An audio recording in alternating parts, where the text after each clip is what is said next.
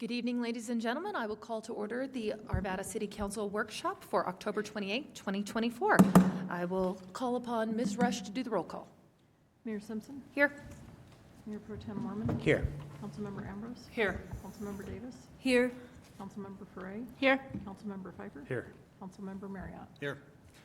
Thank you. We have two workshops this evening. The first is going to be the workshop on paid parking in Old Town discussion, and the presenter is Derek Fern of our Parking and Travel Demand.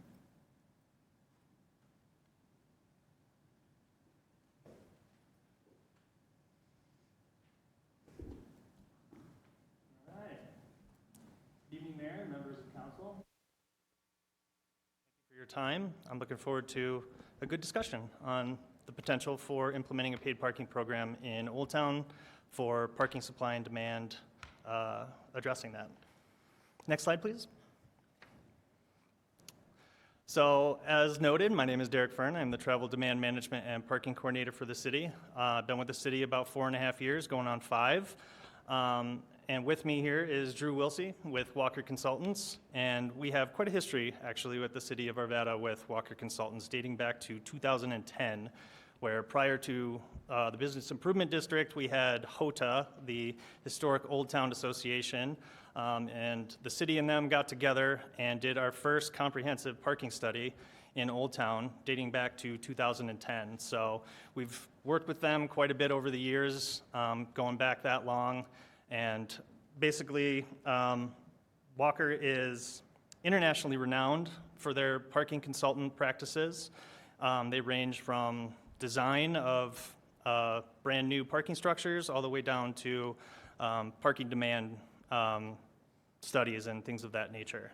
So they've actually been a company and been around in the business since 1965, so they are definitely welcome here in Arvada. And with that, I'll let Drew stand up here and introduce himself to everyone. Thank you, Derek. Good evening, Council. As Derek was saying, my name is Drew Wilsey. I am an AICP certified planner with Walker Consultants, so transportation planning, parking planning, urban design. I've been with the firm for 6 years now, which is about as long as I've lived in Arvada, or actually a little bit less long. I've been in Arvada for about a decade now, up on 80th and Sheridan, 80th and Harlan, just south of Lake Arbor, so I love Arvada. I've had the pleasure of working on a few projects directly with Derek and for Old Town, so I'm very familiar, go to Old Town a fair bit here and there with some friends, and happy to be here, so thank you. All right, with that, we'll get into the slides here, and I'm going to try to do my best to, in the interest of time, to kind of go through this, but obviously if you have any questions along the way, let me know. So the purpose and background for this workshop tonight was actually requested by Council in a meeting with Council and City leadership earlier this year to basically talk about paid parking as a demand management strategy in Old Town to address some of the supply and demand issues that we're seeing on street and in our private or public lots, rather. So with that said, we have some past council direction that we're also pulling from tonight. So on July 27th of 2020, we had a council workshop on the IGA leading up to the implementation of the IGA with RTD for the transit hub. And some of the feedback that we got that night was to continue to collect data to inform future decisions, which I have done, which we will share later. And one council member in particular mentioned that we should be looking at paid parking to be considered on street before we start looking at the transit hub, just because that was part of the IGA and it was brought up in that conversation that evening. Next slide, please. So brief background, what got us to here? So we have a long history of some parking availability attrition coupled with demand increasing. So over time, just some examples of that, we had some angle parking that was converted to parallel parking to expand sidewalks with an Aura project earlier in the 2000s, I guess.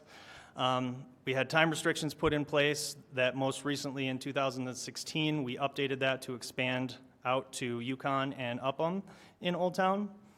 We constructed the Old Town Transit Hub, which added quite a bit of available parking to the area to address some of the longer term needs for commuters and visitors, an overflow option for them, as well as close proximity parking to those that work in Old Town. Recently, we also had pedestrian mall creation with a semi-permanent design where 50 on-street parking spaces were taken away to bring that pedestrian element into the area.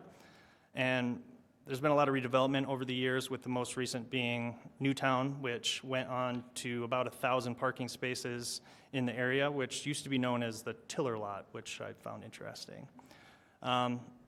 Next slide, please.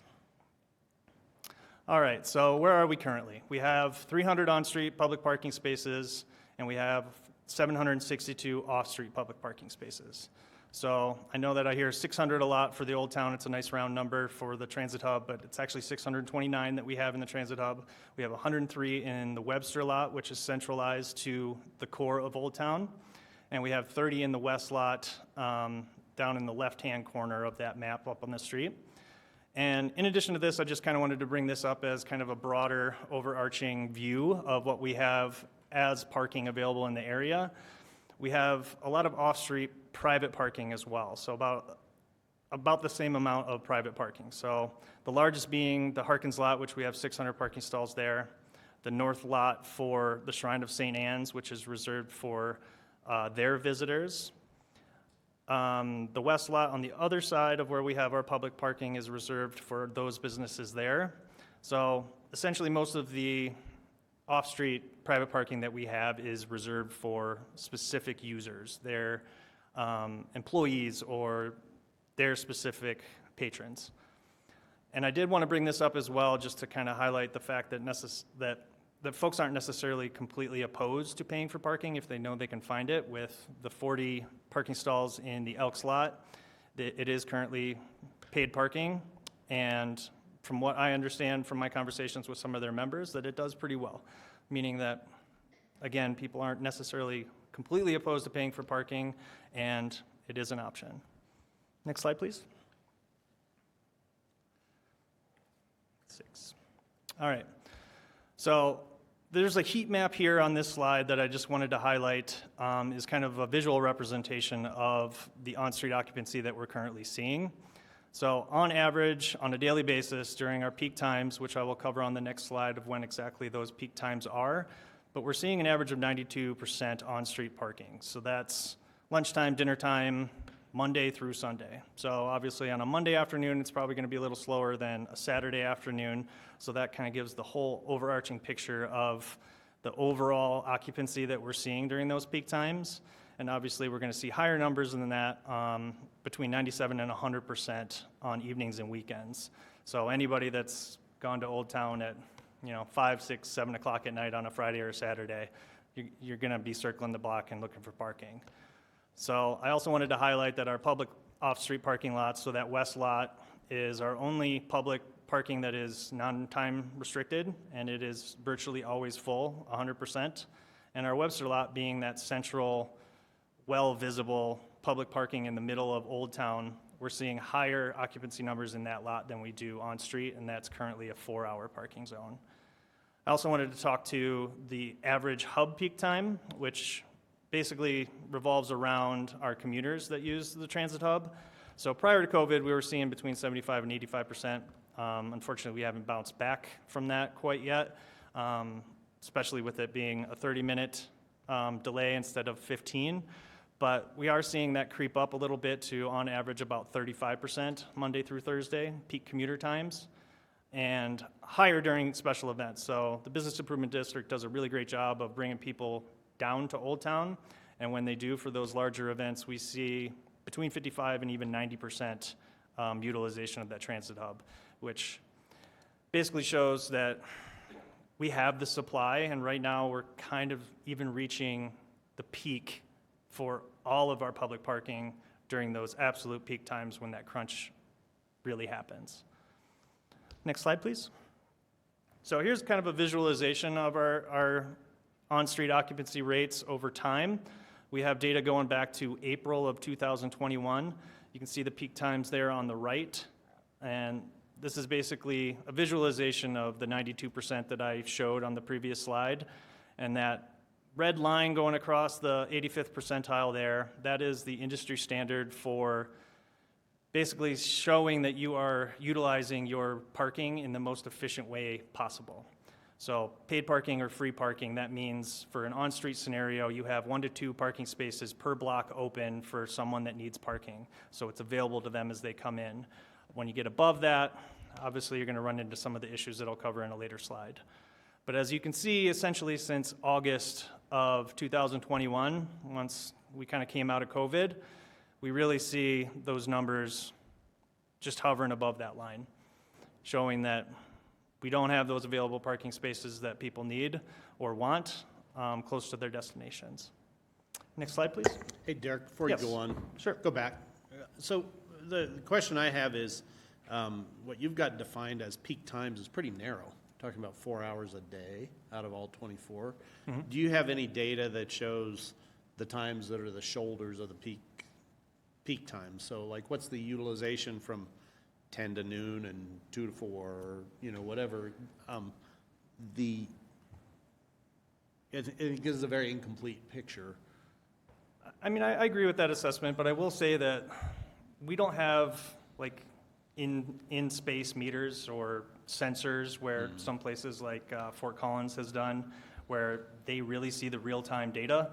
This is what we have available to us, which is our license plate recognition cameras that we have on top of our parking ambassador vehicles. So as they go around and they go up and down each street, we can look at a window of time and see how many plate reads we have, and that's how we get that. So if you wanted some off-peak times and you wanted to see maybe what the comparison is to 3 p.m. or something like that, I mean, that's something that we could do. But the reason that we look at the peak times is because that really shows when your parking is being constrained. Yeah. I guess I get that. The thing that I'm surprised about here is how narrow these peak times are, and with no other data at hand, we're just speculating on what it might be after 2 o'clock or before 12 or whatever. And, we're having a discussion about should we implement some change based on 4 hours a day of plus weekends, obviously, 4 hours a day of data. And I guess I would say that that's incomplete for me to be able to make a decision like that. So. Well, and I understand. I mean, obviously, there's going to be some more work to do if we decide that this is the direction we want to go in, and that includes looking at maybe times after 7 p.m. where we don't have a parking ambassador driving around to be able to collect any data.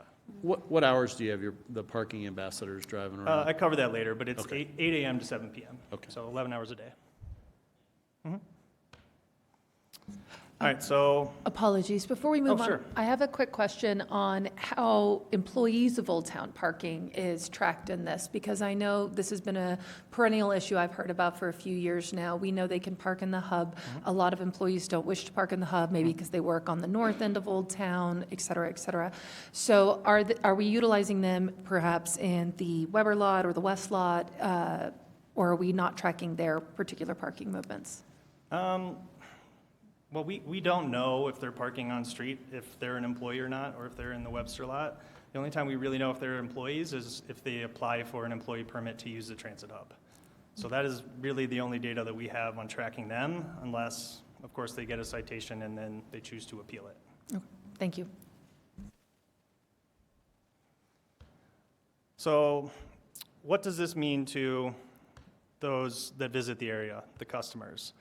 It means essentially that during these peak times, they're having a hard time finding parking close to their destination. So the lower turnover rate of these parking spaces, due to them being free and time restricted, we're seeing some inefficient use of our public parking assets.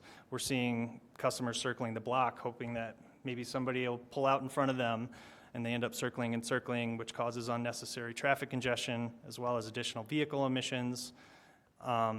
And on top of that, we also see illegal parking as some people seeing that as the only option. So parking in front of residents' driveways, parking in loading zones, parking too close to an intersection or a crosswalk, violating a model traffic code, parking in alleyways, those types of things, which really causes an unsafe environment for pedestrians and those in vehicles alike.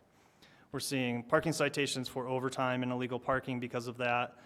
And although this might not be necessarily in the forefront of everyone's mind as they come to Old Town, or even if they're just aware of Old Town and maybe they don't come down here, but essentially free parking is subsidized by the general fund, meaning whether you use the parking in Old Town or not, you're essentially subsidizing it. Next slide, please. Did want to touch on our parking ambassador operation to give some background on that.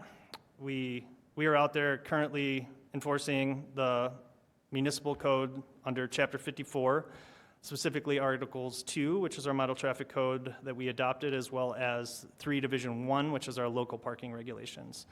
And as noted earlier, they are out there 11 hours a day, 365 days a year, from 8 a.m. to 7 p.m.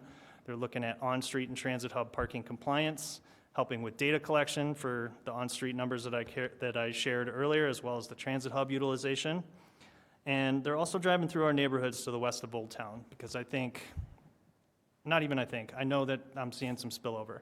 I hear, some Ask Arvadas pretty frequently of those that live in those neighborhoods to the west that are concerned that the overflow of parking from Old Town during those peak times is coming into their neighborhoods. So we're kind of keeping an eye on that and tracking it.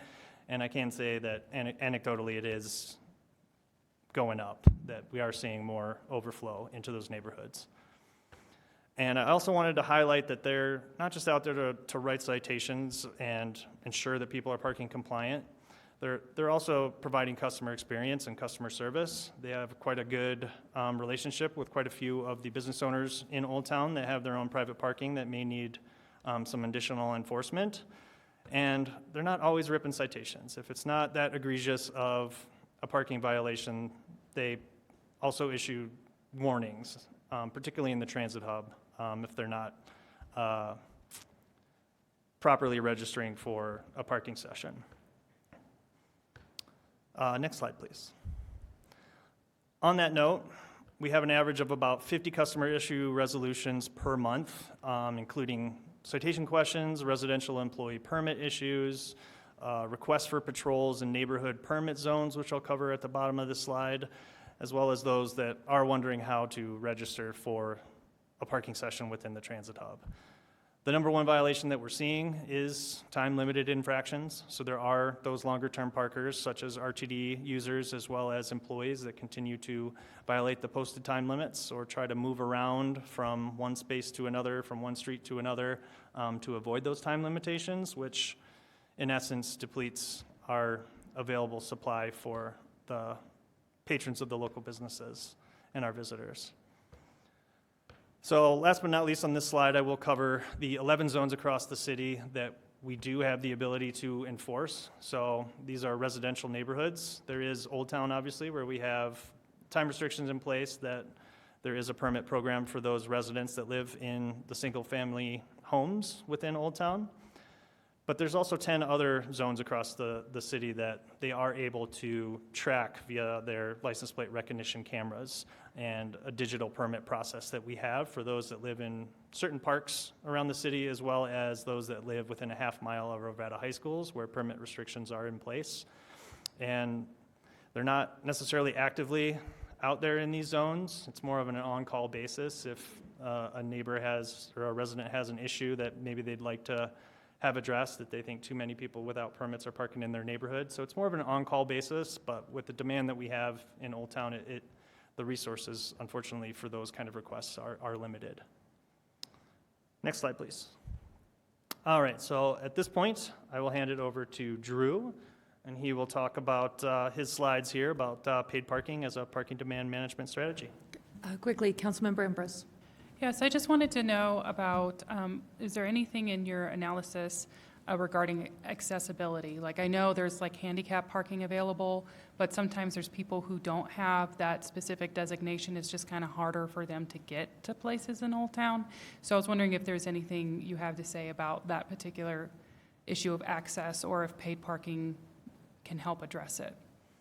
Well, I mean, there's lots of ways to address that. Obviously, it can. It depends on how, if we raise money, how do we want to use that, you know? And if it's to address those concerns that we have, then obviously that will be high on the priority list. I know that we also have some issues with some of our ADA spaces being non-compliant at the moment. So that's another option that we could explore, if we're given that direction. Drew? Thank you, Derek.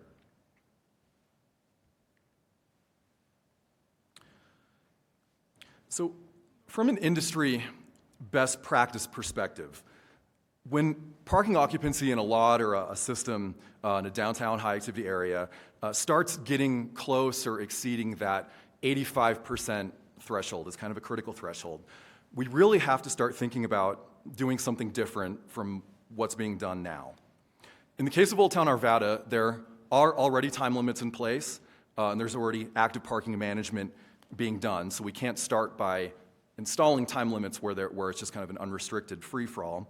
So because the occupancy in the system is at or above that 85% threshold, as the data demonstrates, and Councilman Marriott, I'll quickly say, also from an industry best practice perspective, when we study these downtown parking systems or any parking system, we typically consider what's called the typical peak time.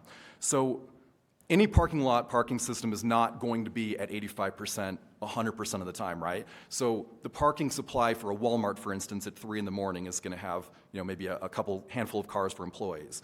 But if the parking lot is approaching that 85% value during business hours, we would consider that kind of a typical peak period. So again, maybe there's a little bit of discussion about, well, what constitutes peak and what constitutes kind of a shoulder. But in the case of Old Town, we're seeing occupancy exceeding 90%. That's way above that 85% threshold.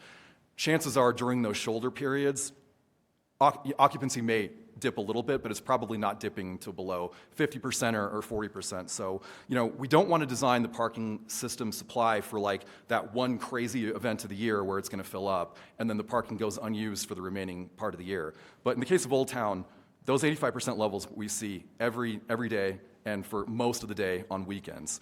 We would consider that industry as typical peak. But anyway, so having said that, moving to paid parking is a strategy. This is how we can improve the challenges of the customer experience that Derek was alluding to earlier. Not only that, but this is also how we can start getting folks into the hub garage. It's this beautiful parking garage. It's an expensive asset, and it's the only asset within the Old Town public parking system that is really not well utilized even during the peak times or even during the typical peak. So next slide, please. We like to think about the goals and benefits of paid parking in these 7 general areas of focus or key ideas. So number 1 is that paid parking can provide the city with market-based and cost-based tools to incentivize desirable parking behavior, which helps to ensure that parking assets are being allocated adequately and as intended. And I think the key idea here is that just that the most convenient spaces are available to those who may value or need them the most. So that means that people that are just popping in and out for maybe a quick errand, or maybe even people with mobility needs, to your question, having paid parking for those most close-in spaces that are just a few feet from where the patron needs to go. With paid parking, it helps to maximize the likelihood that there's availability for those close-in spaces. So it can really help with that. But on the other hand, longer-term parkers or employees can be incentivized or encouraged to park a little bit further away. Quickly, I have a quick clarifying question on Sure. that. Would the accessible parking spaces in Old Town be exempted from paid? My concern is for seniors who may be on fixed incomes. Yeah, that's a good question.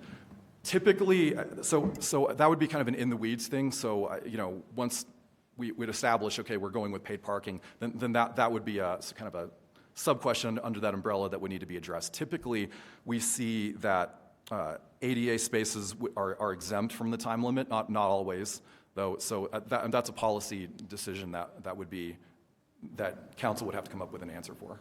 Thank you. Yeah. So moving on, number 2, it balances parking demand and more evenly distributes it across time and across facilities by giving users a menu of parking options and a lot of choice. The key idea here is that paid parking really is a free market solution. We find folks typically, when we do these studies, we study these downtowns, they like having choice. Maybe you can even think of it as sort of like a premium, an economy, and a free option. So as I was alluding to there, one and two are related. Those who value convenience over cost can have a much better chance of accessing those most convenient close-in spaces. But however, if you really just want free parking or you're going to be there a long time, you can just choose to walk an extra minute or two. And I pulled some numbers before the meeting tonight. The distance from the elevator stack, the stairway stack in the hub garage to the intersection of Grandview and Old Wadsworth is only 376 feet. So that's a really short distance. If you want to keep going up another block to 57th, that's 746 feet. And even if you go to Grant Place, that's 1,102 feet.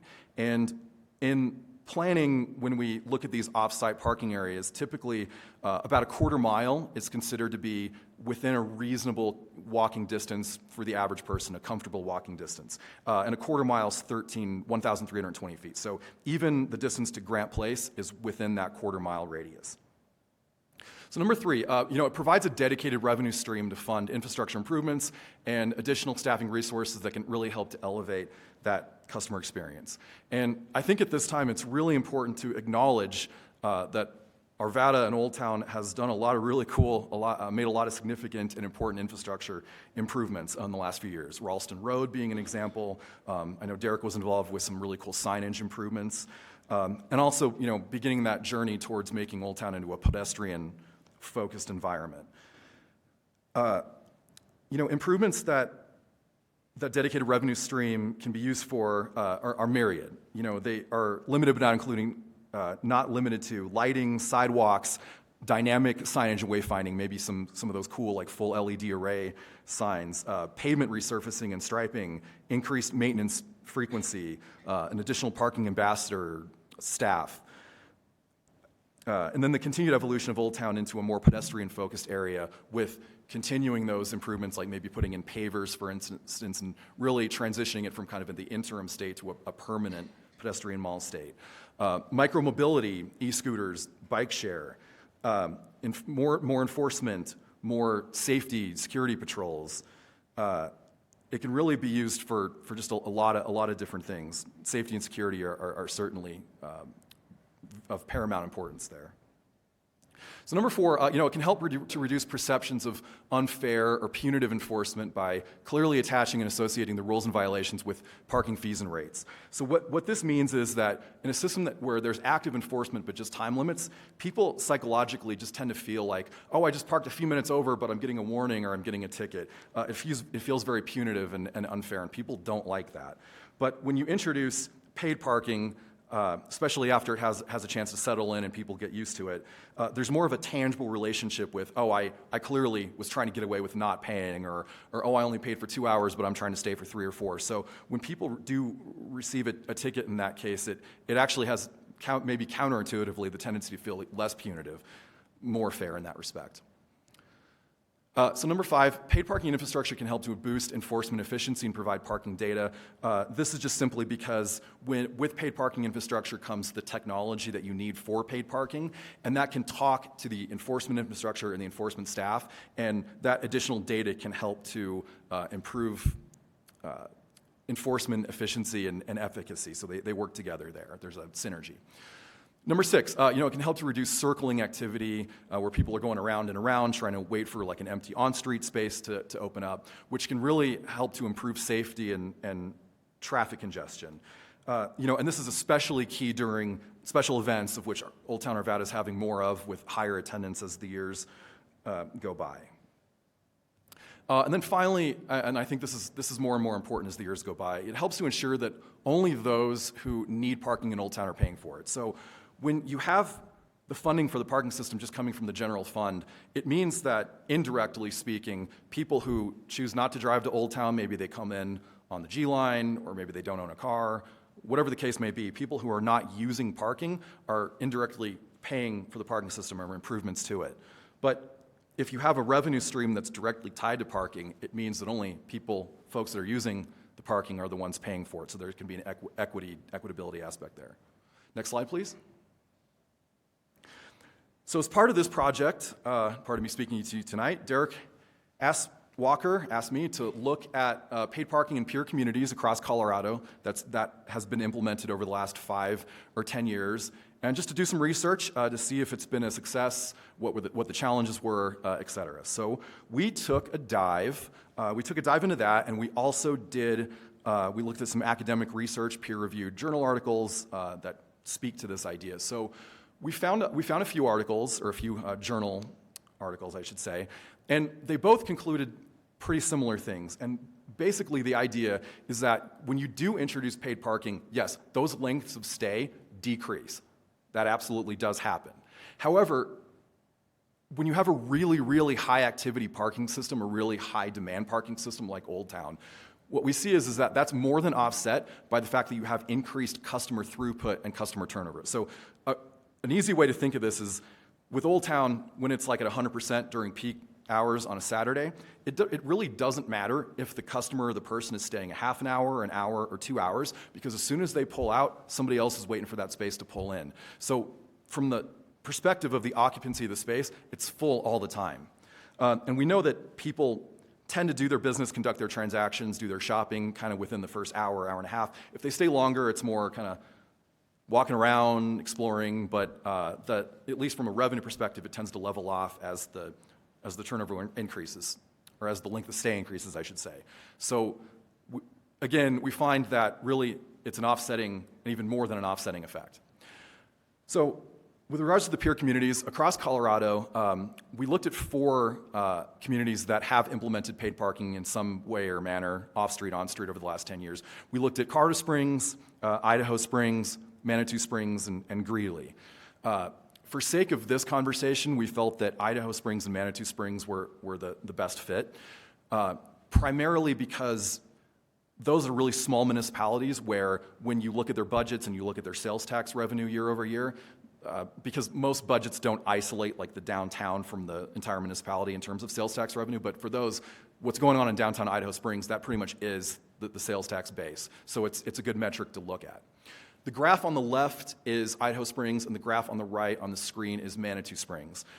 I'll just make it simple here, it's kind of hard to read. The yellow bar is when paid parking was implemented that year. So the teal line is sales tax revenue, and so everything to the left is before paid, and everything to the right is after paid parking.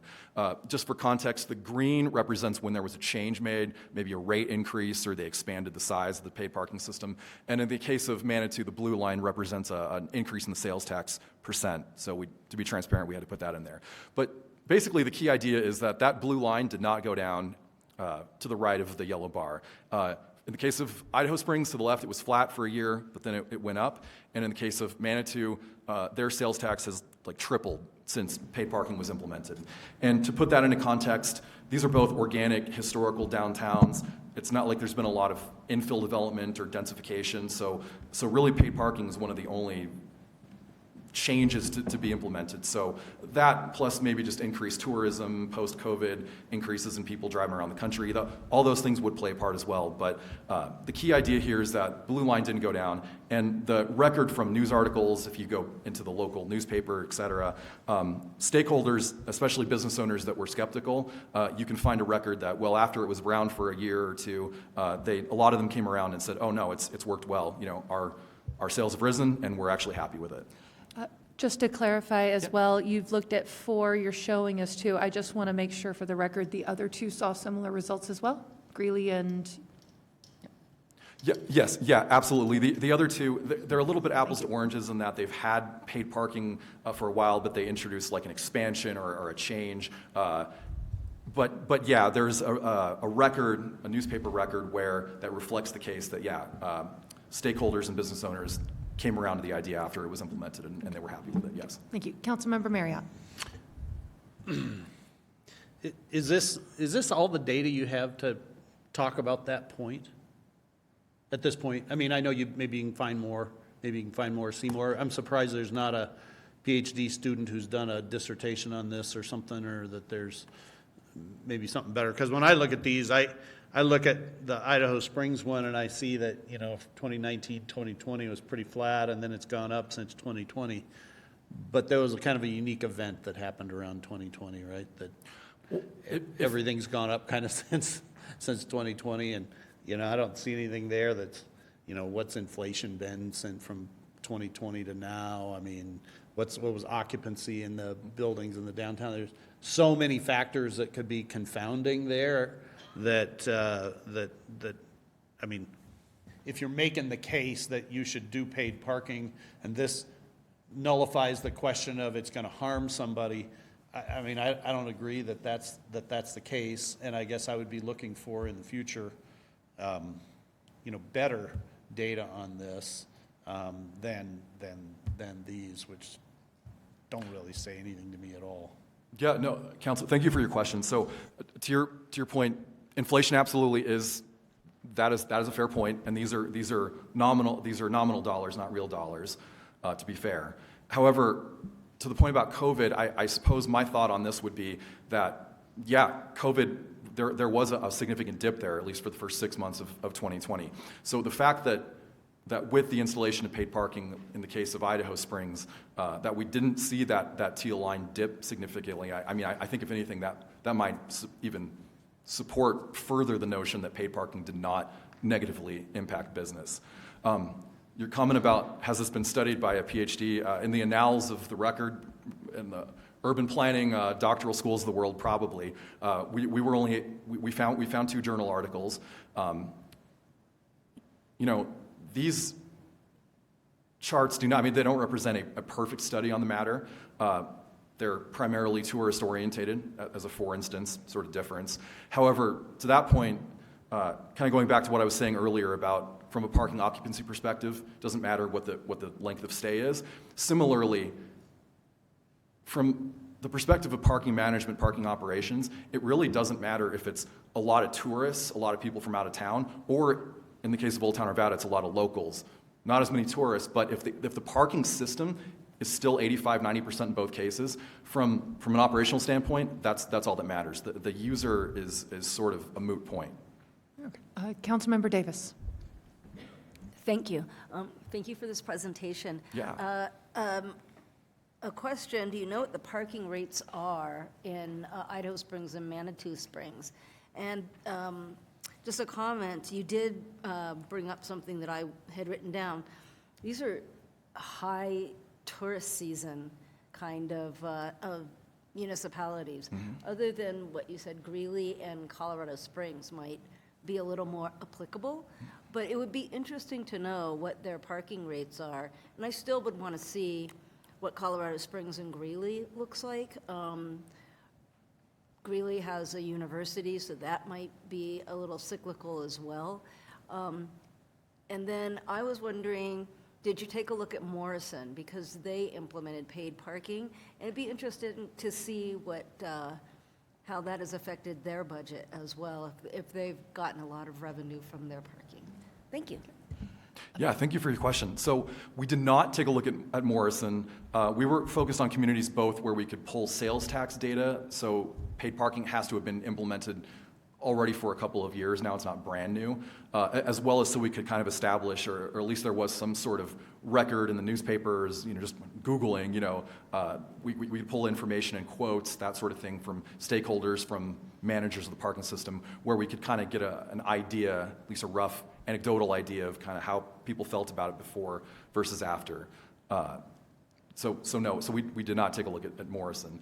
Your question about the rates, so we actually, as part of this project, we did a technical memo where we kind of took a much deeper dive into the technicalities of what we're talking about, and that's available. We issued that to Derek. I believe the rate in Idaho Springs, they've made a lot of modifications to the program. I believe it's like $2 an hour, and there might be like a dynamic factor there. Manitou Springs, because their system is so high occupancy, well used. They started out pretty nominally. Now they have the highest on-street rates in the state. They're still seeing their parking system 85-90% full at most times, even with the highest rate in the state. I believe it's like $4 or $5. And to be fair, we're certainly not proposing anything like that or thinking about a rate like that for Arvada. It wouldn't be appropriate. I only bring that up to the point that even a rate that high did not significantly decrease or at all decrease parking occupancy. I mean, again, they've seen a 3x increase in their sales tax revenue. Right, and I kind of attribute that to people who are tourists and not living in the city or working in the city. Maybe they think $4 per hour or 2 hours is reasonable. That's why I'm just curious so we can compare apples to apples, because downtown Denver, you can park for 2 hours for $1 on some days. So it's would be very interesting to know what their rates are so that we can compare how they got to these dollar rates that you're providing. Yeah, no, that's fair. Thank you for your question. And then I actually have a follow-up. I second that I would like to see Morrison's data. Thank you for bringing that forward, Councilmember Davis. I would also be curious about Westminster. Now, I realize this one is likely not an apples to apples considering their new downtown. They've instituted paid parking from the very beginning, and they didn't have the sort of natural foot traffic. They didn't have the sort of regular repeat customers, and they also haven't filled all of their commercial vacancy space yet. So I realize it's not apples to apples, but we are very similar communities, neighboring communities. So I'm curious your thoughts on the impacts on how the development of the new downtown area and how this has played a role there. Yeah, thank you for that question. So we did not look at Westminster because it was a little bit too apples and oranges in that respect. Their downtown Westminster, it's up and coming. It's only 45% built out now. It's not an organic historical downtown. And the parking occupancy rates, I mean, I don't know what they are, but I've been to the Alamo Draft House more than a few times. And yeah, it's up and coming. It's nowhere near the occupancies that like Old Town Arvada sees on a regular basis.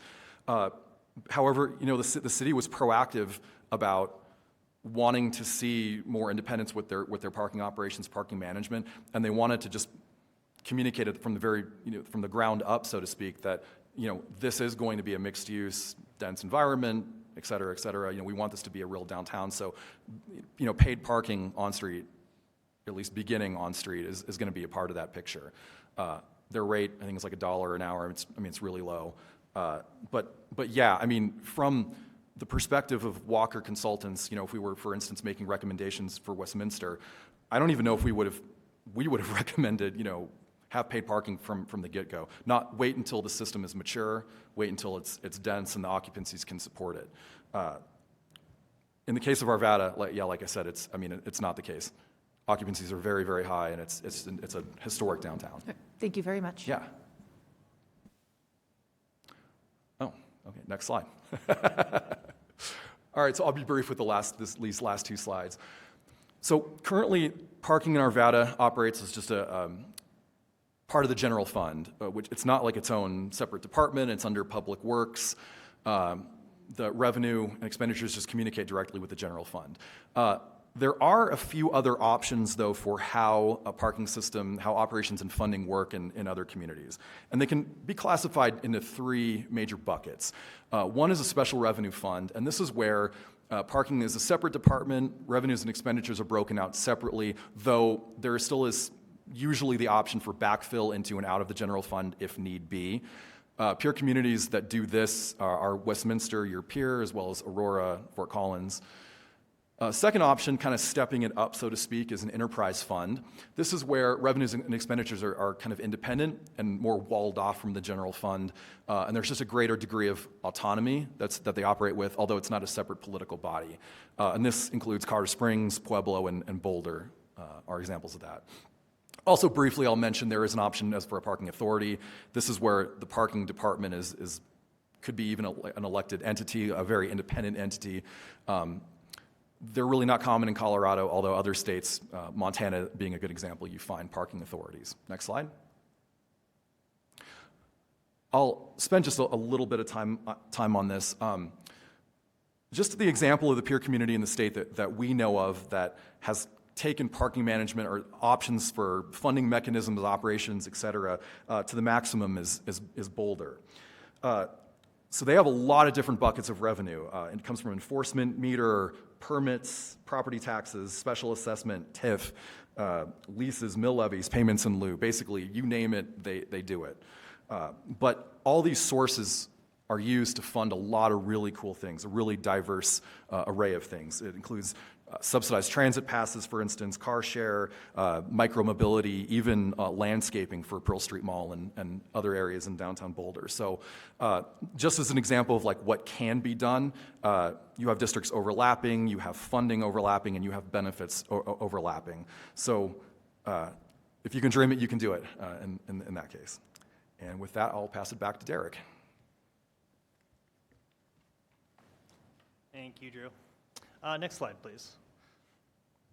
So obviously, we're just in the beginning stages, and we're just now talking about this. So I'm not trying to jump the gun by any means, but I also want to ensure council that we understand that this is kind of a big deal, and it would change a lot, and it would need a lot of communication and engagement from the community at large, so we can take in what they share to ensure that we are being purposeful, meaningful, and strategic with any outcomes that we choose. I know that you all are aware and familiar with our communications team and how they operate, and this would be one of those options that we would ensure that we would over-communicate and over-engage to ensure that we weren't leaving anything on the table and that we were engaging every part of our community to ensure that we were giving them something that would benefit them. Councilmember Marriott, you had your light on first? Or whenever you're done, are you done? I'm done with this slide, yeah. Okay. Do you have another one? I have one more. Okay, finish your last Okay, one. thank you. Councilmember Frey, did you want to jump in then? Okay. All right, next slide. All right, here we go, thank you. All right, so I just wanted to touch briefly on how feasible it is to implement this from an operation standpoint. Doing this for 15 years and being in operations for the vast majority of my career in parking, I know that there are so many app-based and multi-space kiosk options in addition to, the standard sensor or single-space meter of the 60s and 70s. And those types of technologies are very similar to what we already have in the Transit Hub, which is our Passport, which is our app-based platform, as well as our T2 kiosks. Those are the multi-space kiosks. So there are other options out there that are very similar, but the point being that we already kind of have that infrastructure in place that could be expanded. Obviously, it wouldn't happen overnight. It would take some legwork, but at the end of the day, it's not the heaviest of lifts. But there are also other options out there that do similar things that might work better for our community or for us as operators or for us as a city to ensure that we are providing a service that isn't going to be inequitable to anyone. Councilmember Ambrose, you beat Councilmember Pfeiffer by a millisecond. Okay. All right, well then I'll just wrap up these last couple of bullet points. Again, it's not the heaviest of lift. I know it's not going to happen overnight. There'd have to be some contract updates, some signed packages created, as well as probably some additional consultant work to ensure that we look at some of these other communities more in depth and try to find those more apples to apples comparisons. So again, we can price the parking necessary to try to reach that 85th percentile of occupancy that will really allow parking to be available to those that need it. And with that, we'll open it for questions. Perfect. Councilmember Ambrose. Yes, getting back to the slide from the consultant about a special revenue fund versus an enterprise fund, do you have an opinion as to either one of those structures, a preference, or maybe Mr. Archer, do you have a comment about? I mean, I think a parking authority is out of the question, but Yeah. those two options, is there enough opinion here towards either one of those? Well, I have one, but I'd be interested in Mr. Archer's as well.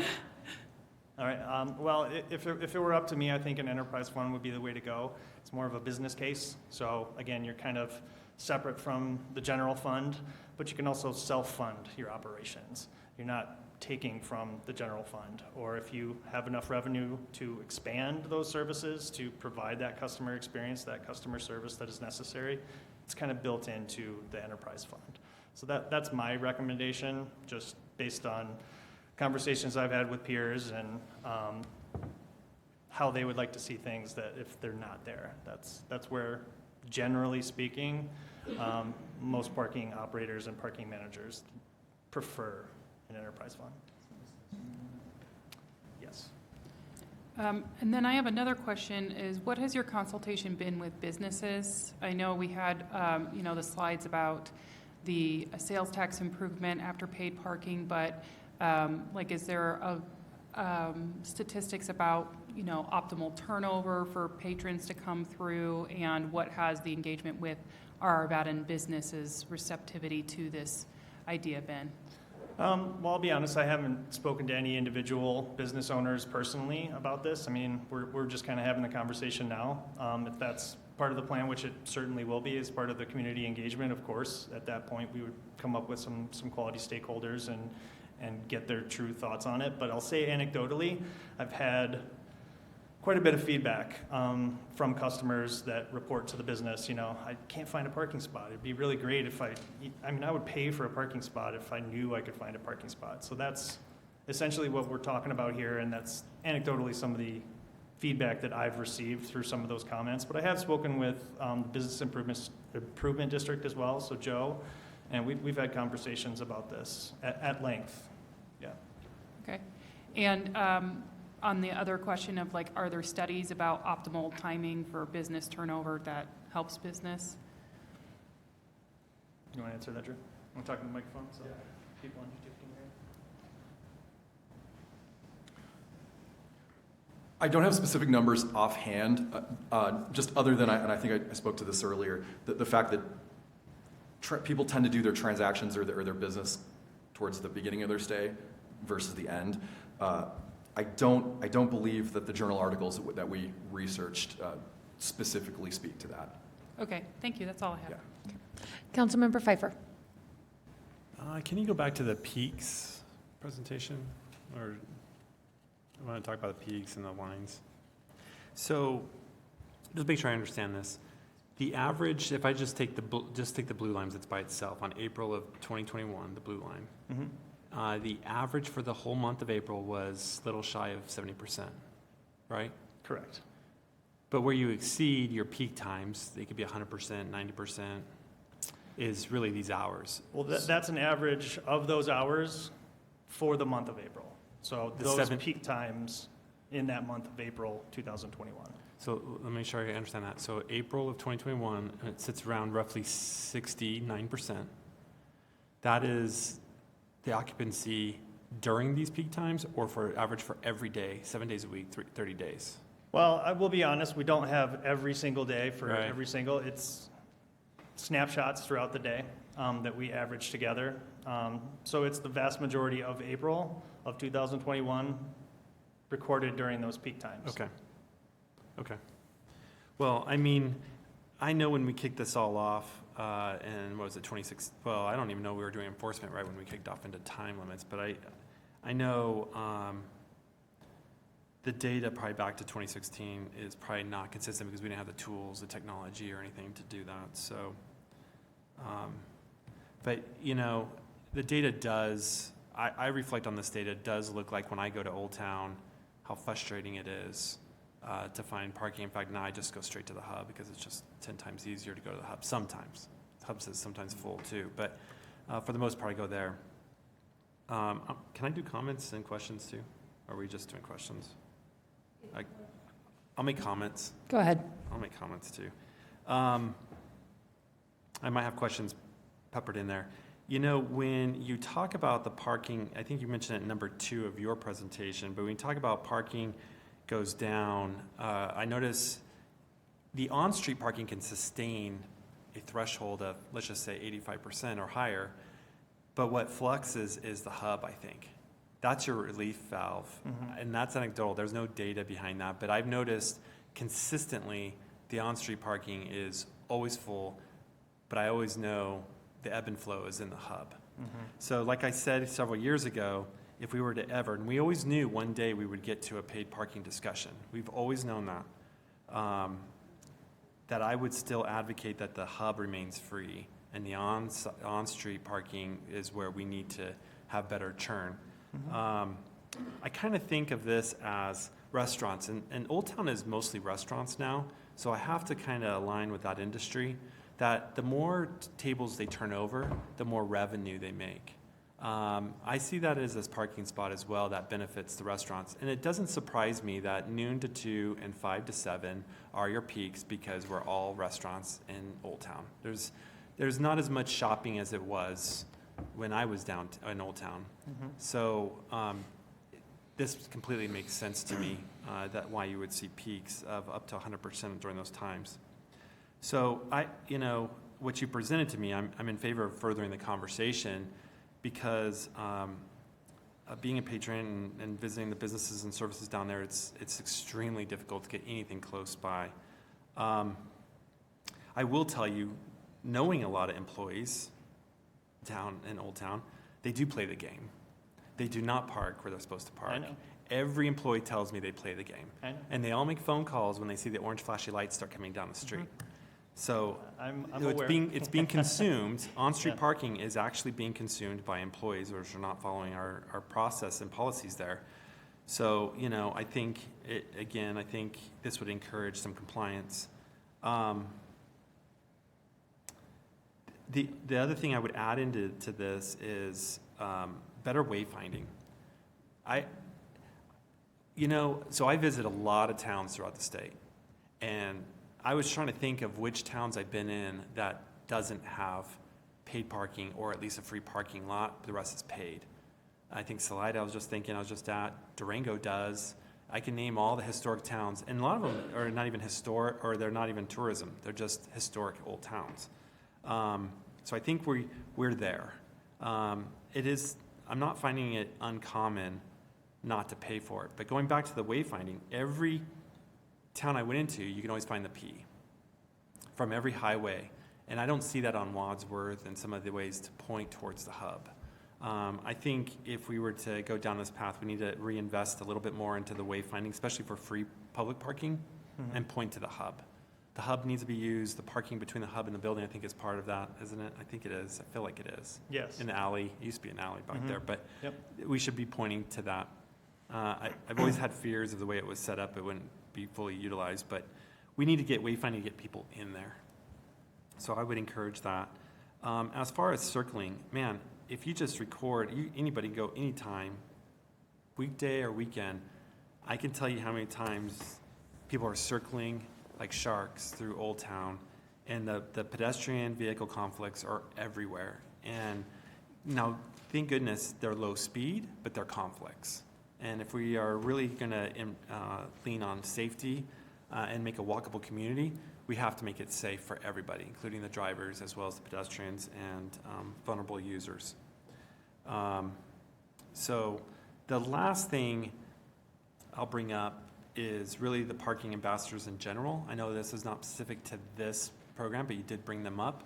And they are focused in this area, but I know a few areas throughout the city, but I would encourage that the parking ambassadors focus citywide and the program. And the reason why is, some of you may know, about a decade ago, I was on a big campaign about Keep It Free for Me. It's for ADA compliance, for keeping the parking spots in private lots open for those that are in need.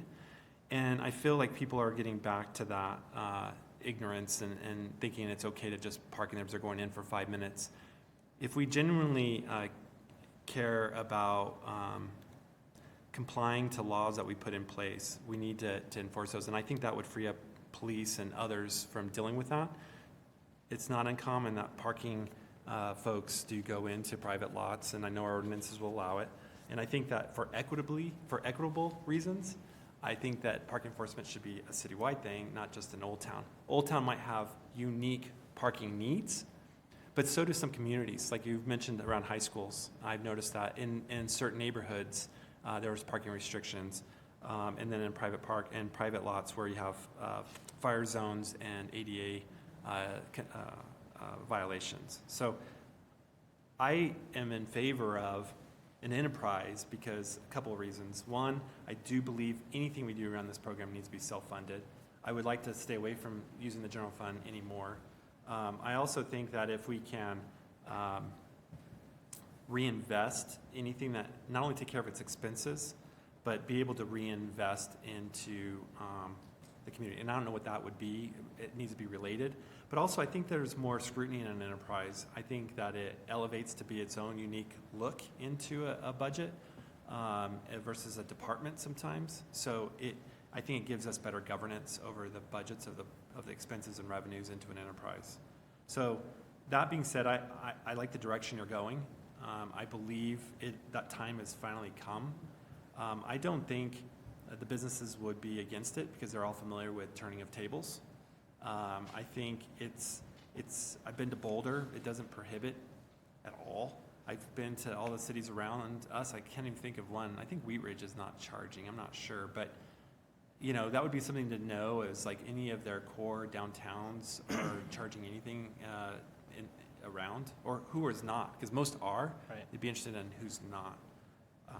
But I do support where you're going.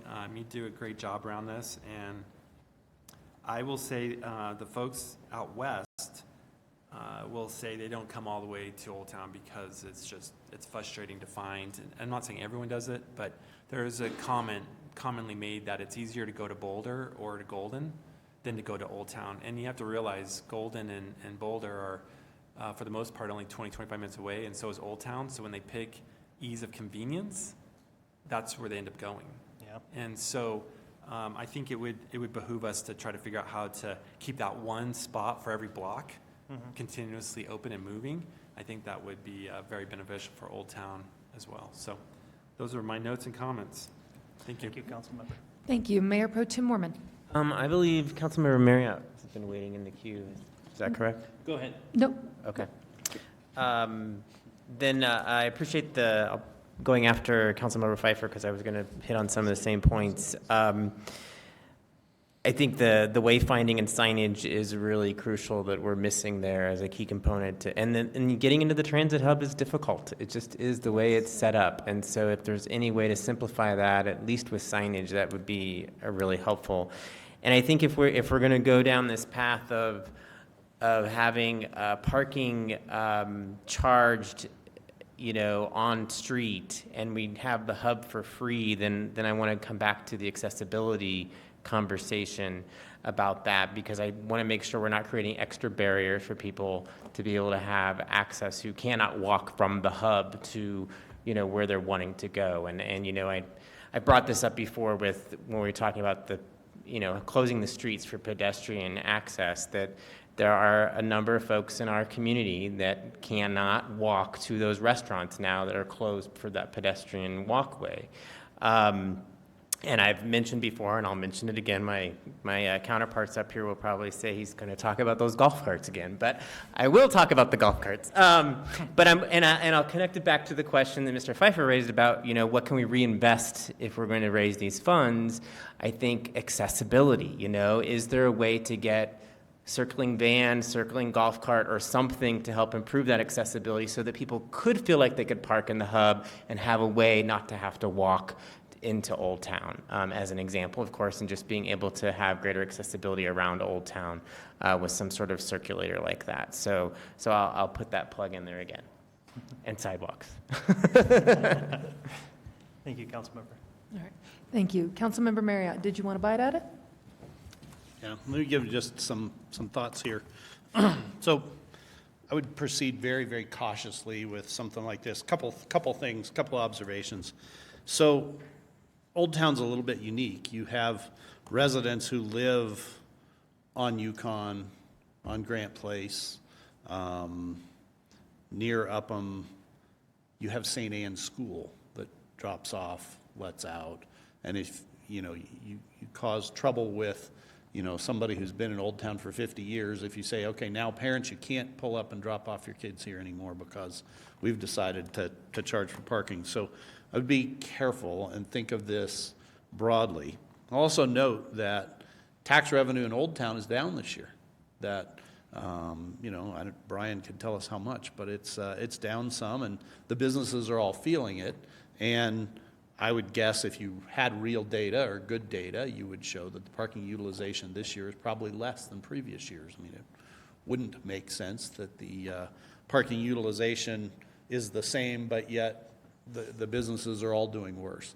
And so I'd be really careful about that. Someone brought up the Westminster Town Center. You know, I think that's a great, I have been up there, and I think that's a great example of a disaster of paid parking, and was clearly not very well thought out. And I think Arvada ought to strive to do better than that. You know, I think sometimes there's this zeal for raising revenue, and that matters above all else. And we don't even know what we'll do with it, but I know we'll do something good with it. So let's get out there and get it. You know, I think right now also there's resistance to visiting Old Town already for any number of reasons. Some people might say, oh, I don't go there because it's too hard to park. Some might say, as you mentioned, they're only 700 feet away or 365 feet away or something like that. It doesn't, you know, maybe it doesn't make sense. Some might say, well, I don't go because there's not truly handicap accessible spots. I guarantee you with paid parking, there would be people who would say, I don't go there because I'm not about to pay to park. And I think anything you set up that's resistance to people going there's a bad thing. I think it leads to kind of the bottom line here, which is the stakeholders, and that doesn't mean the residents of Arvada who live away from there, even me who lives fairly close, shouldn't necessarily be the ones that decide this. I think the people who really have a vested interest in it ought to be the ones who have the biggest voice here. And I think I think the businesses ought to decide this. I think the residents who live in Old Town Arvada ought to decide this, because I think you start with the original premise, and I find it a little bit flawed because you say, well, the on-street occupancy rate is, you know, above what we want it to be. But if you take the parking in Old Town in total, it's not. It's far below. And so if you really had a metric that said, when the total parking in Old Town exceeds a certain amount, that's when you should go to paid parking.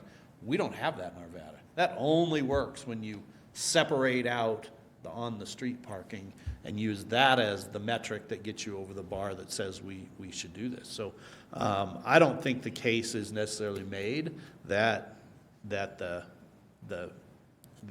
industry averages, that the well-researched data shows that this should be done. I think it's possible to do it, but if you take the totality of the parking, the hub and street parking and parking lots and all that kind of stuff, and look at the utilization rates, I don't think any of you would say that it's over 85% at peak times. I mean, maybe when there's a festival going on, but it would be only a couple times a year. So that means we'd be going out on this course of action. I'm going to use the word unnecessarily. I don't think that maybe doesn't quite capture it right, but not because we need to, but because we want to. Well, if we want to do that and go out on this course of action, I think the people that it affects, which is those who have businesses and homes and schools and whatnot in Old Town, they ought to be the ones who really decide this, because there is no case to be made that, well, we have to do it because the utilization is just so high. That's only the case if you just separate part of it out. So if I'm fully on board with continuing conversations about this, I'm far from being willing to step over the line that says we should implement some kind of paid parking at this point, and I would be very interested to hear what the real stakeholders in Old Town have to say about it. I think they're the voice that matters. Thank you. Thank you. Councilmember Frey. Thank you. I really appreciate that you brought up the businesses and how there's some lower revenue that you're seeing. When I was looking at this presentation, I was doing some of the research, and it shows studies out of UCLA show a 20% increase of revenue for businesses when you do have metered parking. And the International Parking Institute also showed an increase in customer traffic with demand-based pricing. So both of those scenarios would help the businesses downtown. So I appreciate that lens of focusing on businesses and making sure that they are supported with this approach.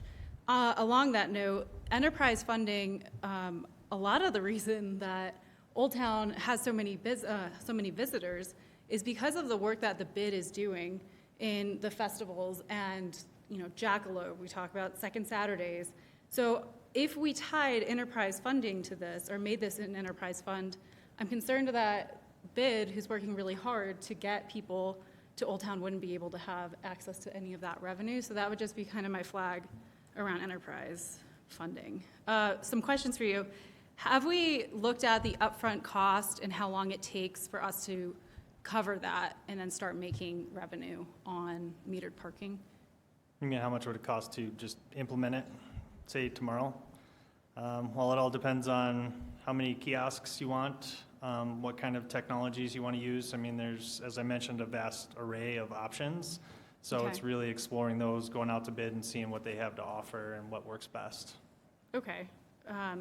I wonder if there's examples in other communities that we might have to pull from to say, it took them 5 years, it took them 10 years using X, Y, and Z. So that's just one. The other thing is you had mentioned sourcing a consultant to look at what works best. Are we not able to do that internally? Well, a lot of it needs to be technologically tracked, which we don't have that technology. So we would probably outsource those that do to be able to give us the true utilization over a longer period of time as opposed to just those peak times that we're able to see. Awesome. Okay. I really appreciate this presentation. I know I've talked about metered parking. I think there's value in it. We consistently are talking about revenue streams, and I'm curious, do we have an idea of how much other communities have made on this parking? Like Model. strictly from revenue standpoint of what they've made from implementing it.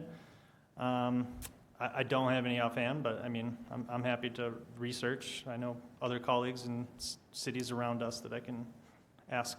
Wonderful. Yeah. That's I'm all I sure. had. Thank you. I appreciate the presentation. Thank you. Oh, just quickly, Yeah. last part. Thank you, Derek. So the metric is cost recovery, and it varies quite a bit from place to place. Really, it all depends on the goals that stakeholders in the council, the decision makers of whatever community it is, are trying to achieve. Most communities that do this are not looking for a revenue grab. They're not trying to have 200, 300% cost recovery. So they explicitly try to target, just maybe 105, 110% cost recovery. If you're trying to pay off a new parking garage, or maybe, you're trying to build a new pedestrian mall or something, it would be far above that. So then you might want a 200% cost recovery, but then that revenue would be explicitly dedicated to paying for those, declared dedicated improvements. So to answer your question, yeah, it varies quite a bit. There's some variables there. Thanks. Thank you. Is there anyone else on council who has questions, comments?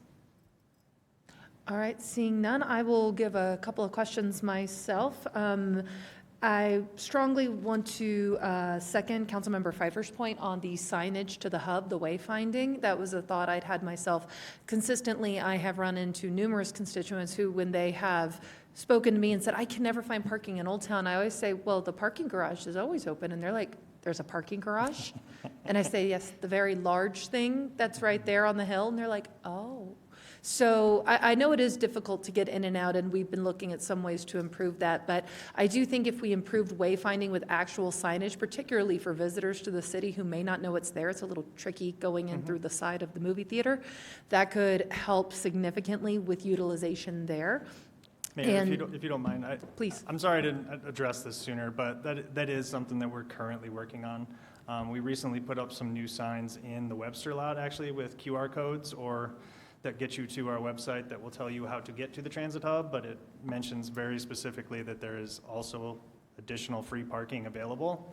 And then the next phase of our wayfinding is to have signs posted on street for those people that, as I mentioned, it's typically 100% occupied. So people are going to pull in there, it's central, they're going to be looking for parking, not find it. We now have signs that say there is additional free parking available, and we're posting signs next on street to get them, if they don't want to scan the QR code, to just follow those blue signs with the P on them that are more, universally understood. Perfect. That's exactly what I was thinking, more like the parking this way with an arrow. Right. Most people, especially if they're in their car, they're not going to do a QR Right, code. yeah, of So, course.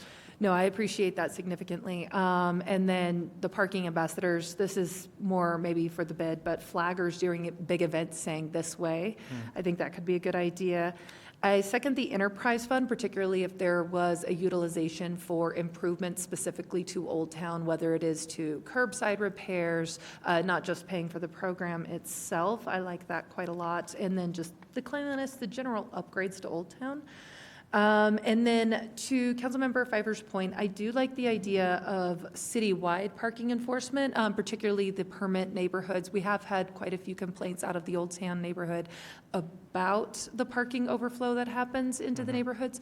However, I want to put a caveat on that as somebody who actually lives in a permit signed neighborhood by one of the high schools. I think it's really important because I will say I've lived in my house for several years and I still don't know how to get a permit because I've never been told, and I've looked on the city website, but it was too hard. And I tend to be slightly more informed than the average constituent on those things.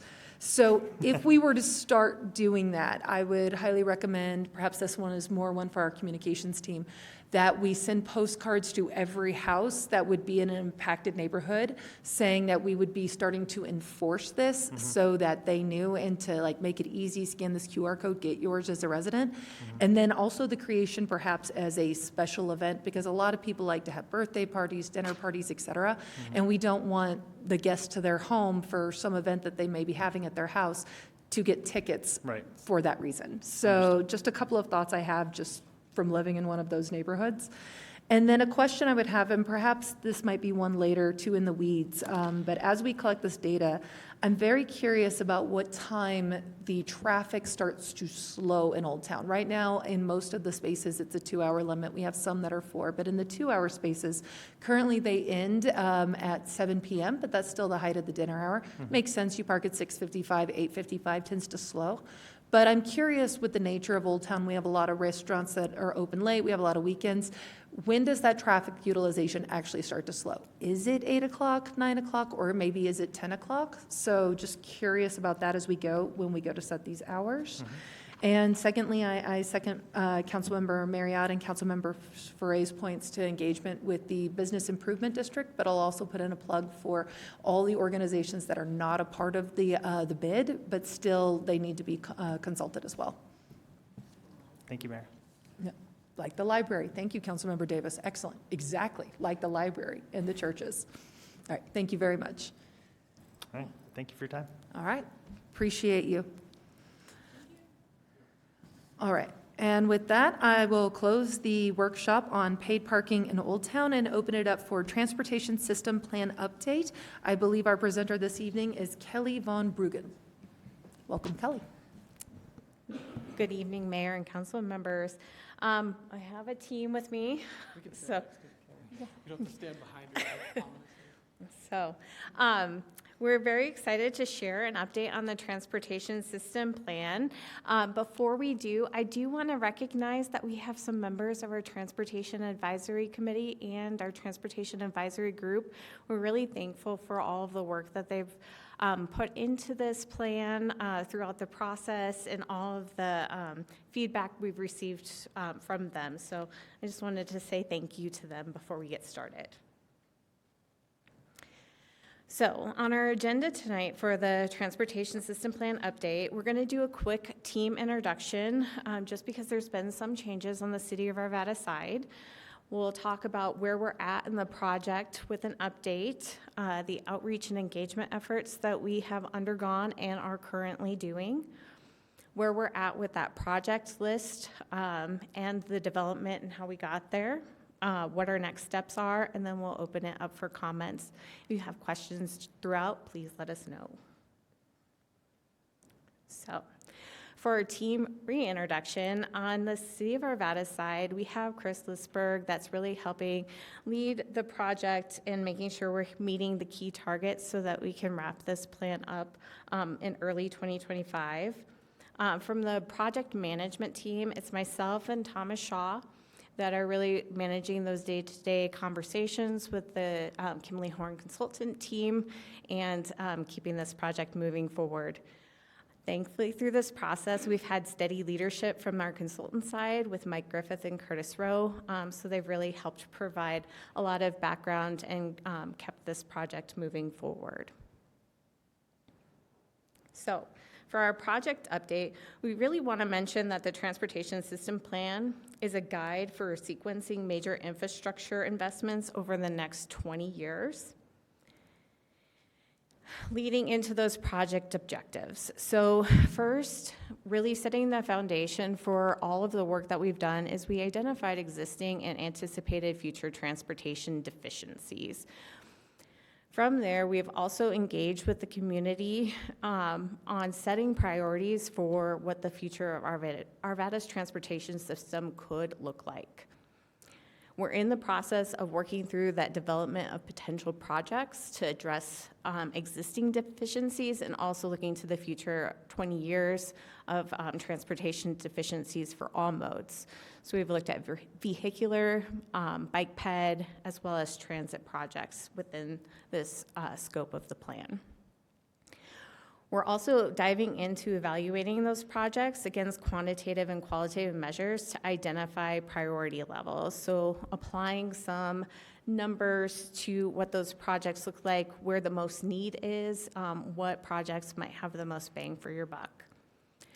We'll move into matching those high priority projects with potential local, state, or federal funding sources. So how can we make our local funds really stretch a lot further by utilizing those grant funding sources?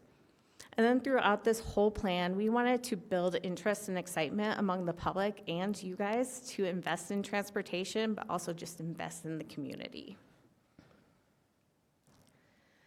So where we're at in the project schedule, our TSP has been broken out into 3 phases. So we've completed phase 1, which was assess current conditions. We really took a deep dive into a lot of data, prepared that information so that we could set a foundation for the next phases where we start to develop what a transportation system plan will look like. We're currently nearing the end of phase 2 where we're developing those strategies for the transportation projects, but also how we can fully implement that with the recommendations that will come out of this. And then our final phase is upcoming where we really merge those 2 phases into one and prepare that final report that can set a blueprint for our community. So, big picture, what our outreach has looked like throughout this process. We've really engaged with a lot of internal stakeholder groups. We've met with our Public Works Managers meeting, our Transportation Advisory Committee, and that Transportation Advisory Group at multiple milestones throughout this process. We've also hosted a survey at the beginning of the process, and we're currently in the second survey phase. I will note that we are having another touch point with each of our internal stakeholder groups to discuss those investment scenarios. So taking a look at what the real cost implication of these projects are, what realistically funding options are, and how we can utilize that for the project list.